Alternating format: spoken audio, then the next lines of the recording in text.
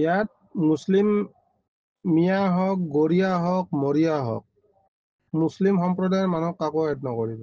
ইয়াত আমাৰ অকল অসমীয়া, হিন্দু অকল, অসমীয়া বুলি কথা নাই, হিন্দু।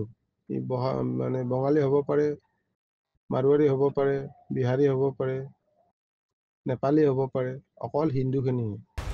হিন্দু চালক একগোট হওক, মুখ্যমন্ত্ৰীৰ ওচৰলৈ মই লৈ যাম। তালিকাত আলী, আকবৰ, খান, মহম্মদ নাম আহিলে মুখ্যমন্ত্ৰীয়ে কিন্তু নাকচ কৰি দিব। মুছলিমখিনি থকাৰ কাৰণেই মুখ্যমন্ত্ৰীয়ে একো নকৰে। বিশেষ আঁচনিক লৈ হিন্দু মুছলমানক কৰিব খুজিছে ভাগ ভাগ। মুখ্যমন্ত্ৰীৰ নাম লৈ তালুকদাৰ উপাধিৰ এজনৰ উচতনিমূলক কল ৰেকৰ্ডিং হ'ল ভাইৰেল। ভাইৰেল কল ৰেকৰ্ডিঙত RSS আৰু ধুবুৰীৰ গোমাংসৰ কথাও কৰিলে উল্লেখ। গুৱাহাটীৰ কেব চালকৰ মাজত ধৰ্মীয় সংঘাতৰ উদ্ভৱনি। বিশেষ আঁচনিক লৈ দুটা ফৈদত বিভক্ত হৈছে গুৱাহাটীৰ কেব চালক। মুছলমান কেব চালকক একাষৰীয়া কৰি কেৱল হিন্দু কেব চালকক আঁচনিত অন্তৰ্ভুক্ত কৰাৰ প্ৰলোভন এজনৰ। মুখ্যমন্ত্ৰীৰ নাম লৈ হেমেন তালুকদাৰে চলালে এই কুকীৰ্তি। এই সন্দৰ্ভত ভাইৰেল হৈছে এটা কল ৰেকৰ্ডিং, য'ত স্পষ্ট হৈছে কেব চালকক ধৰ্মৰ ভিত্তিত বিশেষ সুবিধা দিয়াৰ কথা। প্ৰতিজন হিন্দু চালকক আঁচনিত অন্তৰ্ভুক্ত কৰি 2 লাখ টকাকৈ দিয়াৰ আশ্বাস দিছিল হেমেন তালুকদাৰে। মই আপোনালোকক কথা দিছোঁ, যাওক আমাৰ 2000, 3000, 4000, 5000 যিমান চালক হয় গ্ৰুপত এড কৰক, CM তাত মই লৈ যাম। মই কথা দিলোঁ আপোনালোকক, কিন্তু একগোট হ'ব লাগিব। অকল হিন্দুখিনিয়ে নিম, কিন্তু মুছলিমখিনিক কিন্তু মই নিনিম। আৰু এই মুছলিমখিনি থকাৰ কাৰণে CM একো কাম নকৰে। এই হিন্দুখিনি যদি 3-4 হাজাৰ 5 হাজাৰ যদি চালক আছে, আমাৰ গাড়ীৰ লাইনত দি নহয়, মুখ্যমন্ত্ৰী আঁচনিৰ পৰা 2 লাখ টকাকেও আমি দিব পৰাকৈ সক্ষম আছে। এইখিনি কথা এটলিষ্ট ক'ব পাৰিম CM-ক যে ছাৰ আমাৰ অৱস্থা এনেকুৱা, গতিকে আমাক 2 লাখ এটা এককালীন সাহাৰ্য দিয়ক। CM পটাককৈ দি দিব। তাতে যদি আলী, আকবৰ, খান, মহম্মদ যদি লিষ্টত নাম সোমায়, তেতিয়াহ'লে CM ডাইৰেক্ট নাকচ কৰি দিব, কেঞ্চেল কৰি দিব। ধুবুৰীহেন জেগাত হনুমান মন্দিৰৰ ওচৰত গৰুৰ মাথা দি যায়। আজি যদি জাতিটো যদি আপোনালোকে জীয়াই নাৰাখে, অনাগত দিনত আপোনালোকৰ ল'ৰা ছোৱালী ভুগব এইখিনি কথা। ভৱিষ্যতত আপোনাৰ ল'ৰা ছোৱালী মুখ তুলি কিনে বজাৰত যাব নোৱাৰিব, গম পাইছেনে? ভৱিষ্যতৰ কথা চিন্তা কৰি কিনে একগোট হওক। সঁচা কথা কৈছোঁ, অকল গাড়ীখন চলাই খালেই নহ'ব, আমি এটা কৰ্ম কৰি খাই আছোঁ।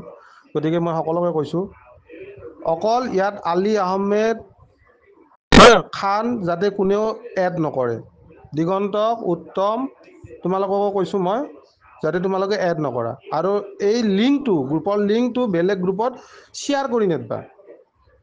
যোনে হিন্দু, অসমীয়া তাকহে এড কৰাই দিবা। শ্বেয়াৰ কৰি দিলে কি হ'ব, তাতে সোমাই যাব। এই শ্বেয়াৰ কৰি দিওঁতে কেইদিনমান আগতে কোনোবা এজন আলী বুলি আহিছিলে, যেতিয়া মই ডিটেইলছ চালোঁ, বোলে এইটো কি কাম কৰিছা তোমালোকে? তাৰপিছত উত্তমক কওঁতে উত্তমে ৰিমুভ মাৰি দিছে মনে মনে। তো ইয়াতে আমাৰ যিখিনি কথা বতৰা আলোচনা হয়, যাতে কোনো কায়ো গ্ৰুপত ইয়াৰে ভইচ নোট কেতিয়াও শ্বেয়াৰ নকৰা, নহ'লে জাতিগত সংঘৰ্ষ হৈ যাব। আমি যিখিনি কৰোঁ, যিখিনি প্লেনিং কৰোঁ, আমাৰ মাজতে থাকিব, গম পাইছে? মই সকলোকে কৈছোঁ। গতিকে আমি অলপ আলোচনা কৰিলে ইয়াৰ ভইচ নোট হওক, পিকচাৰ হওক, বেলেগ গ্ৰুপত কোনেও হেৰি নকৰিবা। এইটো সদায় টপ চিক্ৰেট গ্ৰুপ বুলি ভাবিব। এইটো আমি সকলোৱে একতা হৈ থাকিম, কিন্তু ৰাইজক দেখুৱাব নালাগে। সময় আহিলে আমি নিজে নিজে ওলাই আহিম। RSS কেনেকুৱা, RSS সেনেকুৱা। গতিকে আপোনালোকক মই সকলোকে কৈছোঁ, যাতে ইয়াৰে গ্ৰুপৰ ভইচ নোট হওক, পিকচাৰ হওক, কোনো গ্ৰুপত প্ৰেৰণ নকৰে। একমাত্ৰ জাতিৰ কথা চিন্তা কৰে, গম পাইছেনে? জাতিৰ কথা চিন্তা কৰি যাতে কোনেও প্ৰেৰণ নকৰে। ধন্যবাদ। ভাৰত মাতা কি জয়। মুখ্যমন্ত্ৰীক সাক্ষাৎ কৰাই দিয়াৰো দিছিল প্ৰতিশ্ৰুতি। ভাইৰেল কল ৰেকৰ্ডিংটোত RSS আৰু ধুবুৰীৰ গোমাংসৰ কথাও কৰিলে উল্লেখ।